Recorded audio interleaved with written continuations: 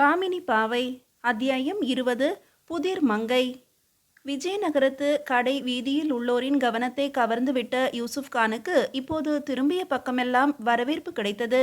செல்வம் கொழிக்கும் அந்த நகரத்தின் சிறப்புமிக்க பகுதிகளை தொடர்ந்து சுற்றி வரலானான். அரசியார் ஏறி வந்த ரதத்தின் குதிரைகளை அடக்கி நிறுத்திய அருஞ்செயலை பற்றிய செய்தி எங்கும் பரவிவிடவே அவனை மதிப்போடும் மரியாதையோடும் வரவேற்று உபசரித்தார்கள். அவன் அறிந்து கொள்ள விரும்பி ஆர்வம் காட்டியவற்றை பற்றியெல்லாம் விவரமாகவே விளக்கினார்கள். பாமினி சுல்தான்களின் போர் திட்டத்தை அறிந்து எந்த நிமிடமும் அதை எதிர்பார்த்தே இருக்கிறது இந்து சாம்ராஜ்யமாகிய விஜயநகரம் என்ற உண்மையை தெரிந்து கொள்ள அவனுக்கு அதிகம் சிரமம் இருக்கவில்லை. 6வது கோட்டையினுள் அமைச்சர், மண்டல தலைவர், பிரபுக்கள், தனாதிபதி, சேனாதிபதி, அரசாங்க அலுவலர்கள், அவை புலவர்கள், நடன மாதர், கலை மகளிர், கலைஞர்கள் ஆகிய பெருங்குடி மக்கள் வசதியும் மாட மாளிகையும் கூட கோபுரங்களும் கொண்ட அரண்மனை போன்ற வீடுகளில் தங்கி இருந்தனர். அவற்றையெல்லாம் கண்டு களித்து பின் கால் ஓய்ந்து போய் தனது விடுதிக்கு திரும்பிய யூசுப் கானுக்கு அங்கே வியத்தகு செய்தி ஒன்று காத்திருந்தது.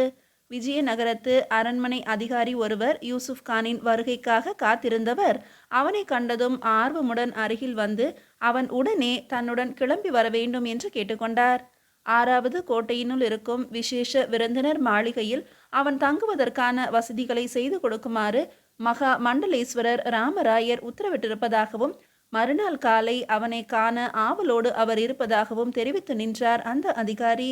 அப்போதிருந்த யூசுப் கானின் மனோநிலையை விவரிக்க வார்த்தைகளால் ஆகாது. அரண்மனைக்குள் போவது எப்படி என்பதை பற்றி குழம்பிக் கொண்டிருந்தவனுக்கு இப்படி அரண்மனையில் இருந்தே ஒரு அழைப்பு வருவது என்றால் எத்தனை வேகமாக தனக்கு சாதகமாக காரியங்கள் நடைபெறுகின்றன என்று எண்ணி வியந்தான். அன்று இரவு யூசுப் கான் உறங்கவே இல்லை. அவன் கண்ட விஜயநகரத்தின் வளப்பமிக்க காட்சிகளைத்தான் சிந்தனை அசை போட்டு கொண்டிருந்தது. மறுநாள் அரண்மனைக்குள் நுழைய போகிறோம் என்ற ஆனந்த தவிப்போடு அங்கு தன் வேஷத்துக்கு ஏற்ப எப்படி நடந்து கொள்ள வேண்டும் என்பதை பற்றி உள்ளத்தினுள்ளேயே ஒத்திகை பார்த்து கொள்ளலானான். வியாபாரியின் வேஷத்துக்கு ஏற்ப வக்கனையாக பொருட்களை கொண்டு செல்ல வேலைப்பாடு அமைந்த 2 பேழைகளை தயார் செய்தான். போர்த்துகீசிய கப்பல் அதிகாரியும் துறைமுக அதிகாரியும் அவனை பாராட்டி பரிசாக அளித்த பொருட்களில் ஐரோப்பிய நாகரிகத்தின் மேன்மையை விளக்கும் விலை மதிப்பற்ற வேலைப்பாடு அமைந்த ஆபரணங்கள் சில இருந்தன. அவற்றையும் கோல்கொண்டாவின் குதப்ஷா தமது பொக்கிஷத்திலிருந்து அள்ளி கொடுத்திருந்த அணிமணிகளுடன் ஒழுங்குபடுத்தி வைத்து கொண்டான். கிழக்கு வெளுக்கும் நேரத்திலே யூசுப் கான் அரண்மனைக்கு கிளம்புவதற்கு தயாராகிவிட்டான். காண்பவர்களின் பார்வையை பற்றி இழுக்கும் பகட்டான ஆடைகளை அணிந்து கம்பீரமான தலைப்பாகையிலே நடுநாயகமாக ஜுவலிக்கும் நெருப்பாக ஒரு இரத்தினக்கல் பதித்த ஆபரணத்தை சொருகி கொண்டான். இடையிலே வைரங்கள் இழைத்து வேலைப்பாடு செய்யப்பட்ட உரையோடு கூடிய வாளை இடைக்கச்சியோடு வைத்து கட்டிக்கொண்டான். வியாபார பொருட்களை கொண்ட பேழைகள் 2ஐயும் தனது உதவியாளர்களின் பொறுப்பில் ஒப்படைத்தான். யூசுப் கானை அரண்மனைக்கு அழைத்து செல்ல அதிகாரியும் வந்துவிட்டார். அவனுக்கான பல்லக்கிலே அவன் ஏறிக்கொள்ள அதிகாரி தமது சிவிகையில் அமர்ந்தார். வீரர்கள் முன்னும் பின்னும் அணிவகுத்து செல்ல பல்லக்குகள் விஜயநகரத்தின் நடுநாயகமாக விளங்கிய அரண்மனைகள் சூழ்ந்த 7வது கோட்டையை நோக்கி கிளம்பின. வானுயர உயர்ந்து நின்ற அரண்மனை கட்டிடங்கள் வனப்பு மிக்க தோற்றத்தை உடையதாக விளங்கின. எத்துணை கூடங்கள், எத்துணை மண்டபங்கள்! நடந்து செல்பவர்களின் நிழலை பிரதிபலிக்கும் வகையில் தரையெல்லாம் பளிங்கு கற்கள் பதிக்கப்பட்டிருந்தன. தோரண வாயில்களை வாரணங்களின் வனப்புமிக்க சிலைகளும் ஆடல் நிலையில் அழகு மிளிர நிற்கும் ஆரணங்குகளின் சிலைகளும் அலங்கரித்தன. துங்கபத்ரை நதியும் நகருக்கு காப்பாக மட்டும் ஓடாமல் கால்வாய்களாக நகரின் பல பகுதிகளிலும் புகுந்து புகுந்து அரண்மனையில் உள்ளெல்லாம் ஓடைகளாக ஓடும் புனலாக பொங்கி வழிந்து மகிழ்ந்து கொண்டிருந்தாள். ஒரு குறிப்பிட்ட இடத்தில் பல்லக்கில் இருந்து கீழ் இறங்கி நடக்கலானார்கள். கனவு உலகிலே வரும் ஏதோ ஒரு மாயா உலகத்துக்குள் போவது போல இருந்தது யூசுப் கானுக்கு.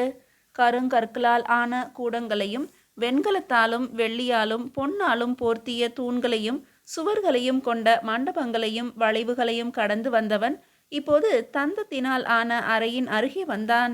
அந்த பெரிய விஸ்தாரமான கூடத்தின் தூண்கள், சுவர்கள், கூரை எல்லாமே தந்தத்தினால் அமைந்திருந்தன. அதன் நடுவே உயர்ந்ததோர் ஆசனத்திலே அந்த கூடத்தின் கம்பீரத்துக்கே உரியவராக அமர்ந்திருந்தார் மகா மண்டலேஸ்வரர். வெறுப்பையும் விரோதத்தையும் வளர்த்து கொண்டு வேவு பார்ப்பதற்காக வந்திருக்கும் அவனது உள்ளத்திலும் அந்த உருவம் ஒரு மதிப்பையும் மரியாதையையும் ஏற்படுத்தியது. முதுமையிலே இளமை கலந்து விளங்கும் அவரது உடற்கட்டையும் உருவப் பொலிவையும் கண்டு வியப்பு எய்தி போய் நின்று கொண்டிருந்தான் யூசுப் கான். திறந்து கிடந்த அவரது மார்பிலே வைர வடம் ஒன்று மின்னிக் கொண்டிருந்தது. அந்தரங்கத்தை எல்லாம் ஆராயும் ஆற்றல் படைத்த ராமராயரின் காந்த பார்வையை தாங்க முடியாமல் ஒரு கணம் கலகலத்து போய்விட்டான் யூசுப் கான். பிறகு உடனே சுதாரித்து கொண்டு மலர்ந்த முகத்துடன் ஒயிலாக இடுப்பை வளைத்து தலையை தாழ்த்தி தன் நாட்டு வழக்கப்படி சலாம் செய்து நிமிர்ந்தான். நேற்று கடை வீதியிலே சாகசம் விளைத்தது தாங்கள்தானே? சரளமான அராபிய மொழியிலேயே பேசினார் அறவீட்டு முதல்வரான ராமராயர். முஸ்லிம் இனத்தவர்களுடன் பல வருடங்கள் நெருங்கி பழகியதால் அது கைவந்த கலை அவருக்கு. சிறு செயல் அதை இவ்வளவு பெரியதாக்கி என்னை கௌரவிப்பதை கூச்சமுடன் நான் ஏற்றுக்கொள்ள வேண்டி இருக்கிறது என்றான் யூசுப் கான் அடக்கமுடன். ராமராயரின் முகத்தில் இளநகை தோன்றியது. தாங்கள் எந்த நாட்டை சேர்ந்தவர்? என்ன வியாபாரம்? என்னை பற்றி கூற வேண்டுமானால் வியாபாரி என்பதை விட பல நாடுகளை காண வேண்டும் என்ற ஆசையால் பாரசீகத்திலிருந்து கிளம்பிய யாத்ரீகன் என்று சொல்வதே பொருத்தமாக இருக்கும். எங்கள் நாட்டு குதிரைகளை ஏராளமாக வாங்கும் இந்திய நாட்டை, அதிலும் இந்த இந்து சாம்ராஜ்யத்தை காண வேண்டும் என்று வெகு நாட்களாக ஆசை. அதன் விளைவே இந்த என் வரவு. தங்கள் தாய் நாட்டுக்காரரை காண வேண்டும் என்ற ஆசையினால்தான் அந்த குதிரைகளும் அப்படி விரைந்து ஓடி வந்திருக்கின்றன போலும் என்றார் ராமராயர் மெல்ல நகைத்தபடி. உங்களை வியாபாரி என்றுதான் என்னிடம் தெரிவித்தார்கள். ஆனால் தங்கள் தோற்றத்தையும் உடற்கட்டையும் தங்களுடைய செயலோடு ஒப்பிட்டு பார்க்கும்போது தங்களை பண்பட்ட வீரராகத்தான் நினைக்க தோன்றுகிறது என்றார் ராமராயர். சுருக் என்றது யூசுப் கானுக்கு. உடனே சட்டென்று, தங்கள் பாராட்டுக்கு அருகதையற்றவன் நான். ஊர் சுற்றுவது எனக்கு உவப்பானாலும் வியாபாரியாகத்தான் வாழ்க்கை நடத்துகிறேன். போகும் இடங்களில் கிடைக்கும் அபூர்வமான பொருட்களை சேகரிப்பதே எனது ஆர்வமிக்க தொழில். அதுவும் பொன்னும் மணியும் கொண்டு ஆக்கப்பட்ட ஆபரணங்களிலே அக்கறை கொண்டவன். இதோ எனது சேகரிப்புகளில் சிலவற்றை சமூகத்தின் பார்வைக்கு என்று கூறி திரும்பியதும் யூசுப் கானோடு வந்திருந்தவர்களில் ஒருவன் ஒரு உயர்ந்த வேலைப்பாடு அமைந்த இரத்தின கம்பளத்தை விரித்து கடை பரப்ப தயாரானான். அப்போது ராமராயரை காண வேறு சிலர் உள்ளே நுழைந்தார்கள். அவர்களின் வரவினாலோ அல்லது சுபாவமாகத்தானோ ராமராயர் தங்கள் வியாபார பொருட்களை இங்கு நான் காண்பதை விட அந்த புறத்தில் அரசியாரின் பார்வைக்கு அவைகளை விருந்தாக்குவதே பொருத்தம். தவிர நேற்று ரதத்தை நிறுத்தி பேரபாயத்திலிருந்து காப்பாற்றிய உங்களை மறுபடியும் காண வேண்டுமென்று அரசி கூறியிருந்தார்கள். ஆகவே என்று கூறி அருகில் இருந்தவரிடம், இந்த அராபிய வைர வியாபாரியை தேவியாரின் அந்த புறத்துக்கு அழைத்து செல் என்று கட்டளை பிறப்பித்துவிட்டு யூசுப் கானை நோக்கி, தங்கள் பெயர் என்னவென்று கூறவில்லையே என்றார். என் பெயர் காசிம் கான் என்றான் யூசுப். நீங்கள் போகலாம், பிறகு சந்திப்போம் என்று விடை கொடுத்துவிட்டு காத்திருந்த அரசாங்க அலுவல்களில் மூழ்கி போனார் ராமராயர். விரித்த கம்பளத்தை சுருட்டி கொண்டு அந்த புறத்துக்கு அழைத்து செல்லும் அதிகாரியை பின்தொடர்ந்தான் யூசுப் கான். அந்த புறத்தின் காவலாளியான வாள் ஏந்திய வேல் விழியாளிடம் தாம் வந்திருக்கும் காரியத்தை தெரிவித்தார் அதிகாரி. அந்த செய்தியை கொண்டு உள்ளே ஓடினாள் மற்றொரு காவல் நங்கை. பளிங்கு மண்டபத்தின் அழகிலே தன் மனதை பறிகொடுத்து போய் நின்றிருந்தான் யூசுப் கான். சற்று நேரத்துக்கெல்லாம் அவனை அழைத்து செல்ல அழகிகள் இருவர் வந்தார்கள். அதிகாரி அந்த இடத்திலேயே விடைபெற்று கொண்டார். யூசுப் கான் அழகிகளை பின்தொடர்ந்து அந்த புறத்தினுள் நுழைந்தான். திரும்பிய பக்கமெல்லாம் இதயத்தை குளிர்விக்கும் இனிய காட்சிகள், வாசமிகு வண்ண மலர்கள் பூத்து குலுங்கின. விசாலமான கூடங்களையும் நடன மண்டபங்களையும் பூஞ்சோலைகளையும் கடந்து போகும்போது ஆங்காங்கே எழுந்த நங்கையர்களின் நகையொலி அது அந்த புறம் என்பதை நினைவுபடுத்தி கொண்டிருந்தது. ஆழமற்று தெளிந்த தண்ணீரை கொண்ட செய்குளங்களால் சூழப்பட்டதொரு பளிங்கு மண்டபத்துக்கு யூசுப் கானை அழைத்து போனார்கள்.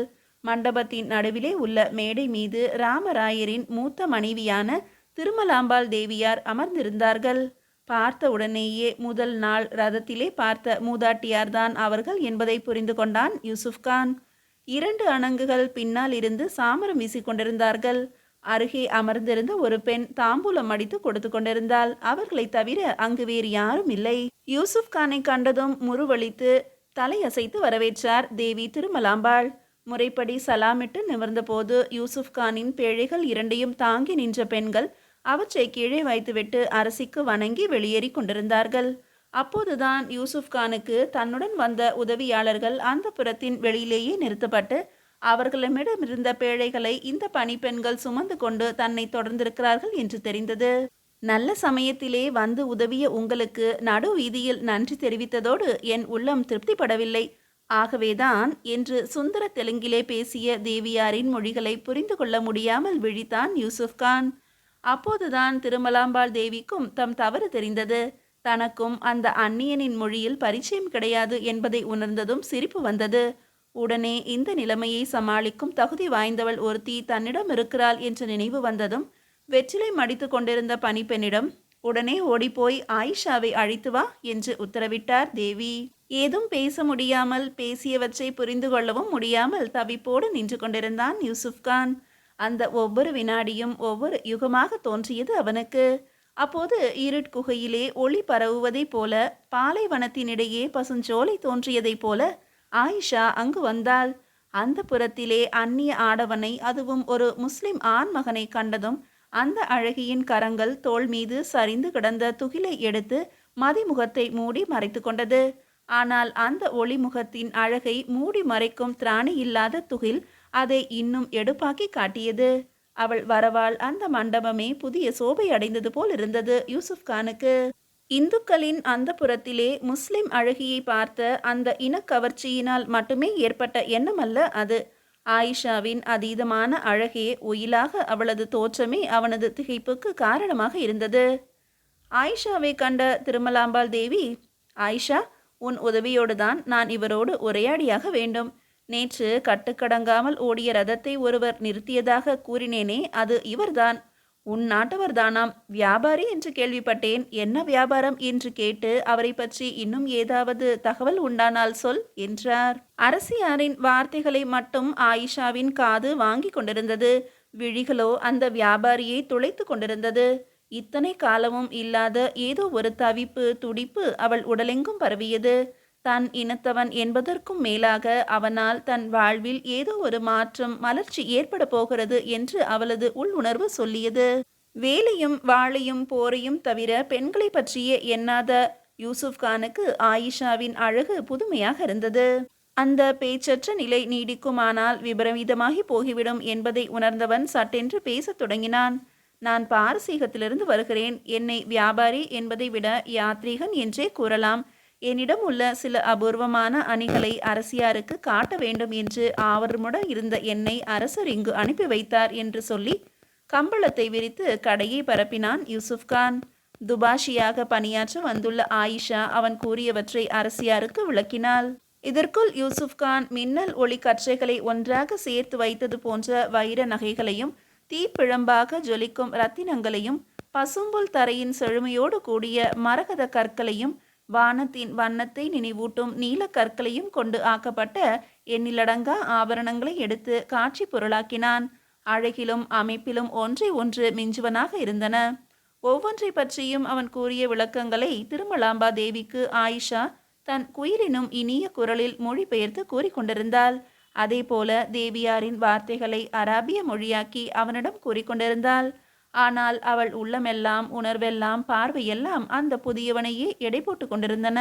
யூசுப் கான் விரித்த கம்பளத்தில் உட்கார்ந்தபடி விலை மதிப்பற்ற பொருட்களை வரிசைப்படுத்துவதற்கு சாதகமாக தன் உடைவாளை அவிழ்த்து பக்கத்தில் வைத்திருந்தான். நகைகளை ஒவ்வொன்றாக எடுத்து அதன் அழகை பருகி பின் அரசியாரிடம் கொடுத்து வந்த ஆயிஷாவின் முகத்திலே மெல்ல மெல்ல ஒரு புதிய சோபை மலரலாயிற்று.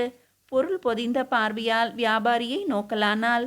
அப்போது கம்பளத்தின் மீதிருந்த அவனது உடைவாளை அது காட்சி பொருள் இல்லாது போனாலும் தற்செயலாக எடுத்து பார்த்தபோது அவள் கண்கள் மின்னின. எதையோ புரிந்து கொண்டவளைப் போல புன்னகை செய்தாள் ஆயிஷா. அவனது உருவத்தை உற்று நோக்கிய போது அது உறுதிப்பட்டது. ஆயிஷாவின் அற்புத அழகிலே தன் உணர்வுகளையே பறிகொடுத்தவனாக செயல்பட்டு கொண்டிருந்தான் யூசுப் கான். திருமலாம்பா தேவியாருக்காகவே அவனது சொல்லும் செயலும் இருந்தாலும் அவைகளை துபாஷியாக விளங்கிய ஆயிஷாதான் ஏற்க வேண்டியிருந்தது. ஆகவே அவன் ஆயிஷாவின் மீது பதித்த பார்வையை விலக்க மனம் இல்லாதவனாக அவளது அழகு என்ற மந்திரத்தால் கட்டுண்டு கிடந்தான். அதனால் அவள் பார்வையிலே, சிரிப்பிலே தோன்றிய மாறுதலை அவன் உணரவில்லை. நகைகளை எல்லாம் பார்வையிட்ட தேவியார் அற்புத வேலைப்பாடு அமைந்த ஒரு வைர மாலையை குறிப்பிட்டு அதன் விலை என்ன என்று கேட்கும்படி ஆயிஷாவிடம் கூறினாள். ஐயா, வியாபாரியாரே, வைத்த கண் வாங்காமல் என்னையே பார்த்து கொண்டிருந்தால் தாங்கள் வந்த காரியமும் வியாபாரமும் என்ன ஆவது? அரசியாருக்கு இதன் விலையை கூறுங்கள் என்று கூறி அவனை தன் நிலைக்கு கொண்டு வந்தாள் ஆயிஷா. இது விலைமதிப்பற்றது, இதை விற்பதற்கில்லை. ஆனால் அரசியாருக்கு இதை எனது காணிக்கையாக கொடுக்க விரும்புகிறேன், ஏற்றுக்கொள்ள சொல்லுங்கள் என்று கூறி அதை ஆயிஷாவிடம் நீட்டினான். அவனிடமிருந்து அந்த அணியை பெற்றுக்கொண்ட ஆயிஷா விஷம பார்வையுடன், தங்கள் செயலை பார்த்தால் தங்களை வியாபாரியாக மதிக்க தோன்றவில்லையே என்றாள். ஏன், இந்த வைர மாலையை பொருள் பெறாமல் தருகினேன் என்றா? பெரிய லாபங்களை எதிர்பார்க்கும் வியாபாரிகள் சிறிய நஷ்டங்களை பொருட்படுத்த மாட்டார்கள் என்றான் யூசுப்கான். அப்படியானால் ஏதோ பெரிய லாபத்தை எதிர்பார்த்துத்தான் இங்கு வந்திருக்கிறீர்கள் என்று தெரிகிறது. குறும்பாக சிரித்தாள் குமரி. இவர்களுக்கு இடையே நடந்த இந்த சம்பாஷணையை பற்றி தேவியாருக்கு எதுவும் புரியாது. நகையை பற்றித்தான் ஏதோ கேட்கிறாள் என்று நம்பினாள் ராணி. அதேபோல ஆயிஷா வைர மாலையை திருமலாம்பாளிடம் கொடுத்து அதை விற்க விரும்பாத வியாபாரி தன் காணிக்கையாக ஏற்றுக்கொள்ளுமாறு வேண்டுவதாக குறிப்பிட்டாள். முதலில் எதையும் இலவசமாக பெற விரும்பாது மறுத்துரைத்த மகாராணி முடிவில் வியாபாரியின் வற்புறுத்தலின் பேரில் அதை ஏற்றுக்கொண்டாள். தன் மகிழ்ச்சியை தெரிவித்துவிட்டு விடை கேட்ட அவனிடம் ராணியார், இன்னும் ஏதாவது அணிகலன்கள் வியாபாரத்துக்கு இருக்குமானால் அவற்றுடன் மறுநாள் வருமாறும் கூறினார். ராணியின் வார்த்தையை மொழிபெயர்க்க வேண்டிய ஆயிஷாவோ அதை பற்றி குறிப்பிடாமல் வேறு விஷயத்தை கூறினாள். அபூர்வமான பொருட்களை சேகரித்து கொண்டு வந்து இலவசமாக தானம் செய்துவிட்டு போகும் வியாபார வள்ளலே, இன்று நள்ளிரவில் இந்த நகரத்தின் நதிக்கரையோரமுள்ள பெரிய சிவன் கோயிலுக்கு போனால் உங்களிடம் உள்ள உயர்ந்த பொருட்களை எல்லாம் விட விலை மதிக்க முடியாததொரு பொருளை பெறலாம். அது உங்கள் வீரத்துக்கும் வேஷத்துக்கும் ஏற்ற பரிசாக கூட இருக்கும் என்று மோகனமாக ஒரு முறுவலையும் அள்ளி வீசிவிட்டு அரசியாரை பார்த்து அமர்ந்து கொண்டாள் ஆயிஷா. பொருட்களை பேழைக்குள் அடுக்கி கொண்டிருந்த யூசுப்கானை ஆயிஷாவின் வார்த்தைகள் அலமலங்க வைத்துவிட்டன. சவுக்கடிப்பட்டவனைப் போல தவித்து போனான் அவன். அவளை வெறித்து நோக்கினான். அவளோ அவன் பார்வையை சந்திக்காமல் பாராமுகமாக இருந்தாள். யூசுப்கானுக்கு திகைப்பாக இருந்தது. ஒருவேளை அவளுக்கு தன்னை பற்றிய ரகசியம் தெரிந்துவிட்டதோ என்ற திகைப்புடன் அவன் உள்ளம் மறுகலாயிற்று. ஆனால் ஒன்றுமே செய்ய முடியாத நிலை. விடைபெறும் சாக்கிலே பேசினால் பதில் கூற திரும்புவாள். அப்போது அவள் முகபாவத்திலிருந்து ஏதாவது புரிந்து கொள்ளலாமோ என்ற ஒரு சபலம் ஏற்பட்டது அவனுக்கு. விலை மதிக்க முடியாத பொருளை விரும்பாதவரும் இருப்பார்களோ? பரிசை நாடி செல்ல எனக்கு விடை கொடுக்க வேண்டும் என்று முறைப்படி வணங்கி நின்றவனுக்கு முகத்தை திருப்பாமலேயே அரசியின் பதிலை போல ஆயிஷா கூறினால், போய் வாருங்கள், தங்கள் முயற்சிக்கு தக்க பலன் இருக்கும் என்று. ஆயிரம் எண்ணங்களோடு அந்த புறத்திலிருந்து தன் விடுதிக்கு வந்த யூசுப்கானுக்கு அதன் பிறகு எதிலுமே நாட்டம் செல்லவில்லை. இந்து சாம்ராஜ்யத்தின் அந்த புறத்திலே அரசியின் அந்த ரங்கத்துக்கு பாத்திரமான ஒரு முஸ்லிம் அழகி, அவளை தன் இனத்தவள் என்ற உரிமையோடு நம்புவதா அல்லது வேறு விதமாக எண்ணி தள்ளுவதா? முடிவு காண முடியாத நிலையிலே வெகுநேரம் குழம்பியவனை ஒரு முடிவுக்கு கொண்டு வந்தது அவள் அழகு. ஒளி வீசும் அவளது கருவிழிகளை நினைவுக்கு கொண்டு வந்தான். அந்த துருதுருத்த பார்வை எதையோ சொல்ல துடித்ததை நினைவுபடுத்தியது. விழியால் மொழி பேசிய அந்த விந்தை பெண்ணின் வார்த்தையை அலட்சியப்படுத்த விரும்பாதவனாக அன்று நள்ளிரவில் அவள் குறிப்பிட்ட இடத்துக்கு செல்வது என்று முடிவு செய்தான் யூசுப்கான். மீதியை அடுத்த அத்தியாயத்தில் காணலாம்.